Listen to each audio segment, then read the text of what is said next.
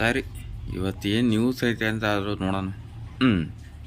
ಬಂಧುಗಳೇ ನಮಸ್ಕಾರ, ಹೇಗಿದ್ದೀರಿ ಎಲ್ರು? ಬಂಧುಗಳೇ, ಹಿರಿಯರು ಯಾವಾಗ್ಲೂ ಒಂದು ಗಾದೆ ಮಾತನ್ನ ಮತ್ತೆ ಮತ್ತೆ ನಮಗೆ ನೆನಪಿಸ್ತಿರ್ತಾರೆ. ಅದು ಯಾವ್ದಪ್ಪ ಅಂದ್ರೆ, ಹಾಸಿಗೆ ಇದ್ದಷ್ಟು ಕಾಲು ಚಾಚು ಅಂತ.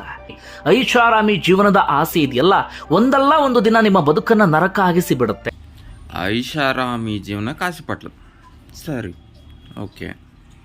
ಯಾಕೆ ಈ ಮಾತನ್ನ ಹೇಳ್ತಿದ್ದೇನೆಂದ್ರೆ, ಇವತ್ತು ಓರ್ವ ಯುವತಿಯ ಸ್ಥಿತಿಯೂ ಕೂಡ ಹಾಗೆ ಆಗಿದೆ.